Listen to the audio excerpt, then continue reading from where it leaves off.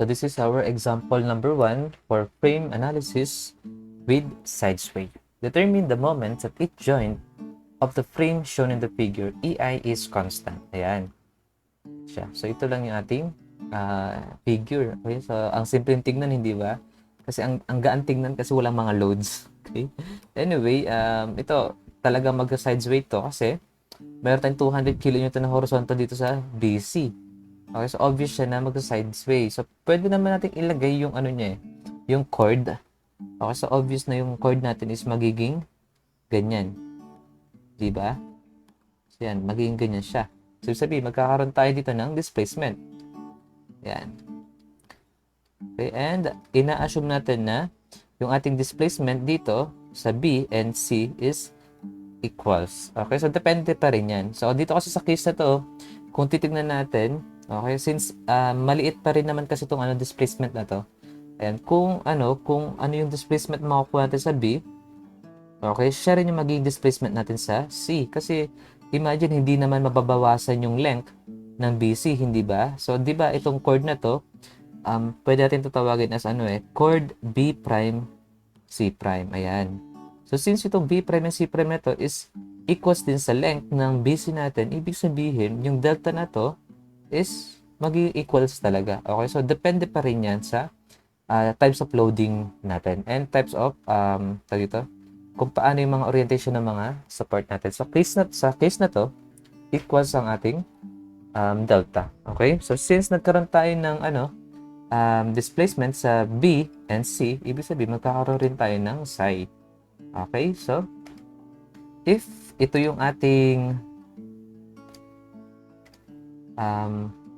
yan, reference axis para sa mga vertical vertical member, yan, ibig sabihin ito yung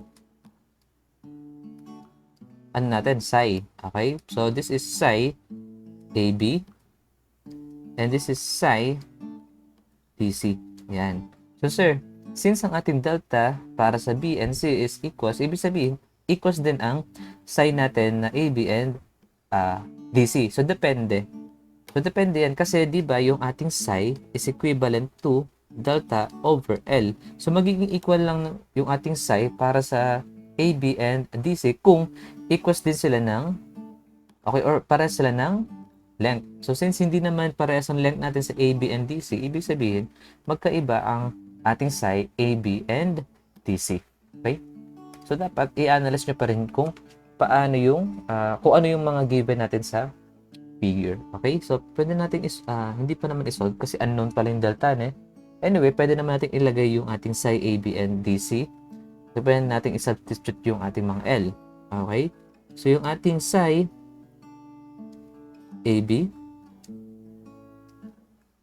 is equals to delta over 4 meters. Okay? And yung atin namang psi DC is equals to delta over 6. Okay, so kung napansin niyo, since equal sila ng delta, pwede natin i-relate yung dalawang equation natin. So, mangyayari dito, yung ating delta kasi is also equals to, or wait lang, ayan, yung ating kasing delta dito is equals to 4y AB. Therefore, pwede natin substitute yung delta na to papunta rito. Kaya yung ating psi DC is equals to delta, which is 4 psi AB. So, mangyari niyan 4 over 6. So, 4 over 6. Wait lang. Hindi pala over ba?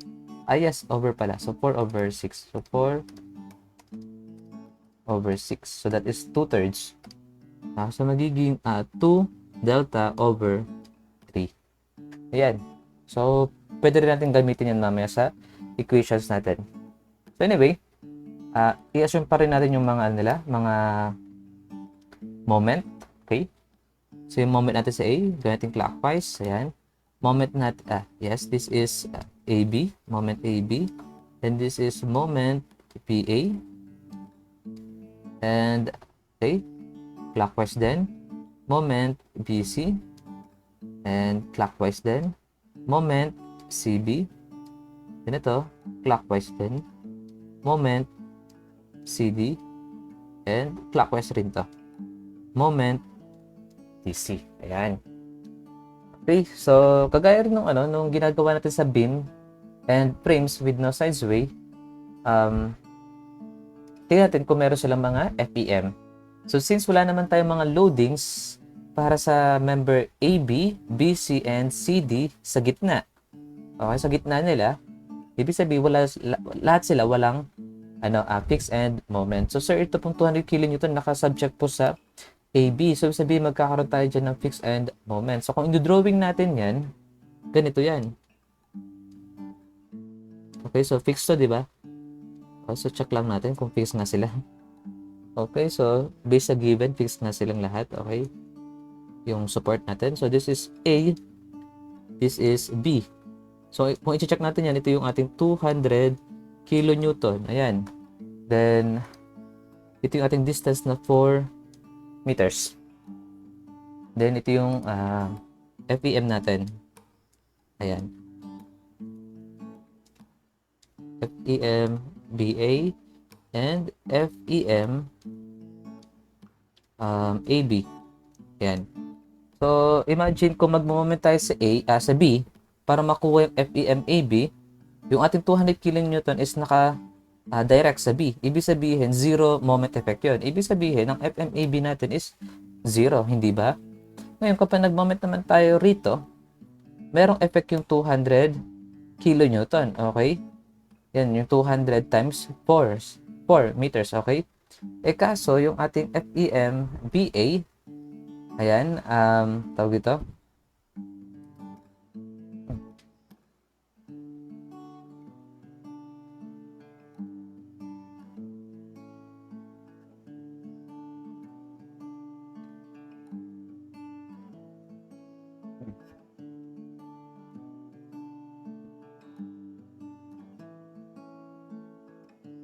okay? So, since ang ating 200 kN is nag-act lang sa joint B, okay, at hindi sa gitna ng AB, ibig sabihin wala ring fixed end moment na makakos nun para sa A and B. So, sir, meron pa rin po kasi ang 200 kN natin is meron distance sa A. Yes, magkakaroon pa rin tayo ng moment effect dahil sa 200 kN, pero para na yun sa itong mga moments na yan. Yan, para yan sa mga yan. Pero sa fixed end moment, walang effect yung ating 200 kN. And kung i-check nyo rin sa table, walang ganong case. Okay? Kasi zero nga yung magiging fixed end moment nun. Okay? So, since wala tayong mga FEM dyan, pwede natin gamitin yung slope deflection equation. So, punta tayo sa member AB.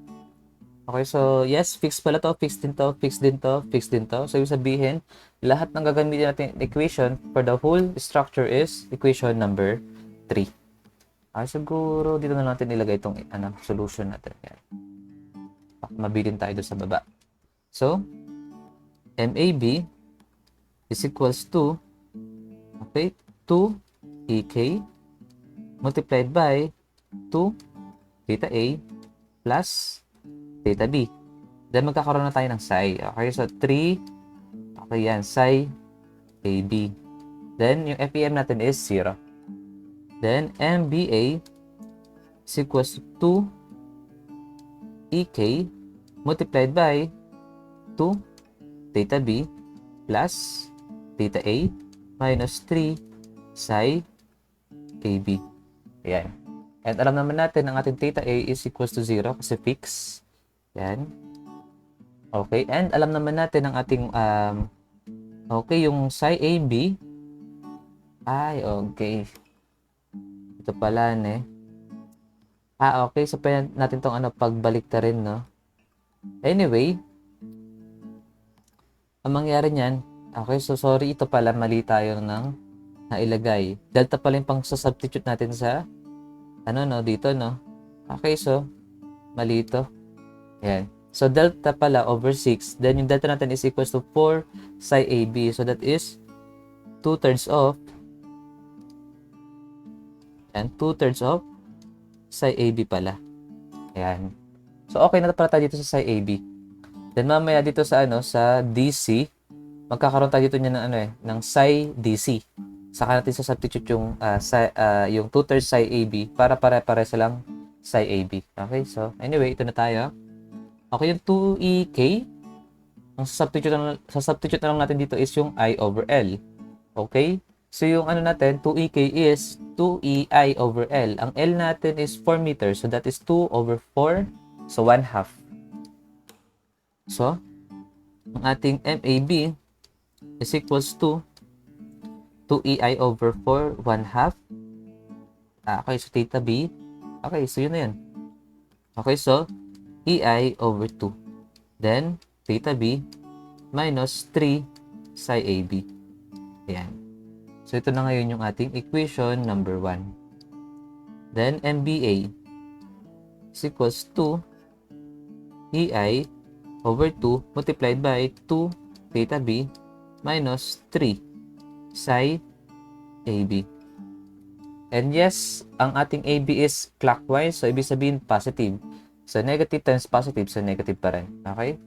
So, ngayon, ito yung ating equation number 2. So, next, at member PC.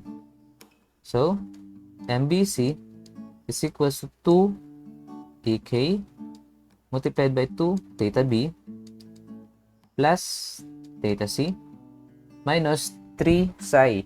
Okay, so wala tayong psi dito kasi yung ating namang yung ating B prime and C prime is hindi naman bumaba.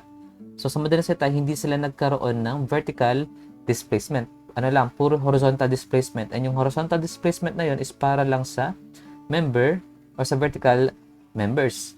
So yung ating sign para sa BC is equals to 0. Okay? Yan na siya. Then yung ating FEM, 0 din. Then MCB is equals to 2ek multiplied by 2 theta C plus theta B. So ngayon, ang theta B ba natin is 0 o yung theta C natin is 0? Hindi rin. Kasi since ito ay fixed connected, okay, napatunayan rin natin doon na hindi nag-0 yung mga theta natin or slope natin doon sa previous topic natin doon sa frame analysis under no sides way condition. Okay, so hindi yan 0. So, na lang natin, simplify natin yung 2ek natin. So, ang I over L natin is 5. So, 2 over 5. Okay, so, MBC is equals to, okay, so 2/5 of,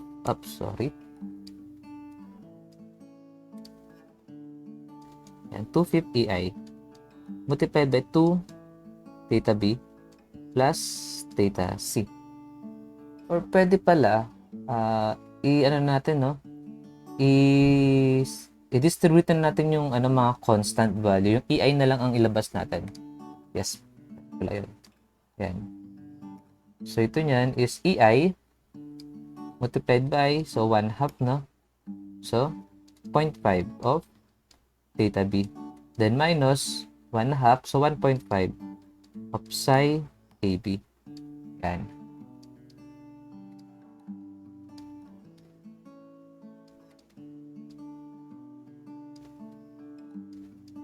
Yan. Okay, then ito naman. Okay, so over 2, no? So ito niyan is 1/2 times 2. So theta B. Okay, minus 3 over 2. Okay, so 1.5 pa rin. So 1.5 psi AB. So equation number 2. Yan. So ito niyan, i-simplify rin natin, itira natin yung EI sa labas. So EI multiplied by, so 2 over 5. That is 4 over 5. 4 over 5, that is 0.2. Sorry. 0.8 pala. So 0.8 of theta B. Yan, 2 over 5. Plus 2 over 5. Ilan ba yung 2 over 5? 0.4. So 0.4 of theta C. Then yung ating MCB is equivalent to EI. Okay, unahin na natin yung theta C, ay theta B dito. So magiging ito yan yung 0.4 of theta B, then Okay, ito yung magiging 0.8 for theta c. And this will be our equation number 3 and equation number 4. Yan. Next, dito natin sulat yung member DC. Ayan. So, sa member DC, okay, so MDC is equals to 2EK multiplied by 2 theta D plus theta C minus 3 psi DC. Okay? And MCD is equals to 2EK multiplied by 2 theta C plus theta D minus 3 psi DC. And yung ating psi DC is clockwise din. So, positive then times negative. So, negative pa rin. Usog lang natin. Yan. So, ngayon, i-simplify natin. Yung MDC natin, di ba, 2EK to. Okay, so 2EI over L. Ang L natin is 6. So, that is 2 over 6. That is 1/3. Okay, so 2 over 3. Okay? Yes, sorry. Masisimplify pa pala natin to. Ang ating theta D is 0. Ayan. Okay? So, this is 1/3. Okay, EI over 3. Then, theta C. Okay. So, ang matitira na lang niyan dito is EI multiplied by theta C. Then, minus, sorry. 1/3 pala, no? So, 1/3 of theta C. Ayan. So, theta C over 3. Then, minus, so 1/3, 2 over 6, so 1/3, times 3, so negative 1. Then, psi DC. Ang psi DC natin is equivalent to 2/3 of YAB. Ito. Ayan. So, since may 3 tayo rito, may rin to 3, so magka-cancel out, so 2, no? So, times 1/3, no? So, 2/3 pa rin. Okay? So, 2/3 of psi AB. Then, yung ating MCD is equals to EI multiplied by 2 theta C. So, that is 1/3 over, 1/3 multiplied by 2. So, 2/3. Okay, so, 2 theta C over 3. Yan. Then, ito, same pa rin, no? Okay, so, same na, 2/3 of YAB. So, okay, so 1/3 din ito naman 2/3. So, ito na ngayon yung ating equation number 5 and 6. Ayan. Okay? So, ilan yung unknowns natin? 3. Theta B, theta C, and yung ating psi AB. So, tatlong equations with 2 unknowns dapat ang magawa natin. Okay? So, ngayon, medyo mahirap to, no? Kasi, tatlong equations natin. So, paano yun?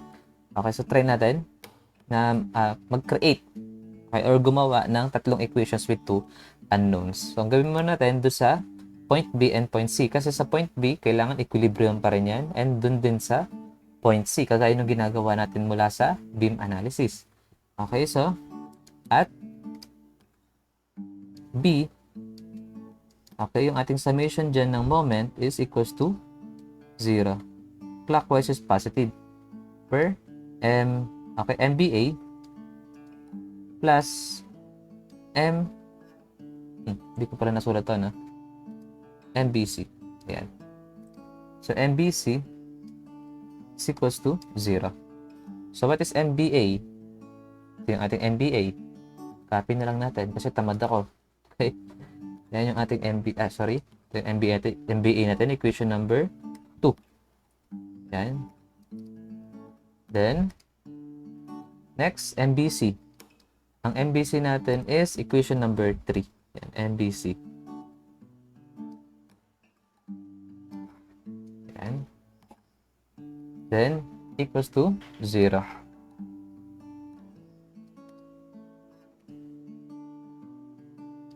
Yan. Okay. Then yung ating theta E, since naman to, no? Since para sa mas lang may theta E, pwede natin i-divide lahat ng equation ng i-divide ng EI. Okay?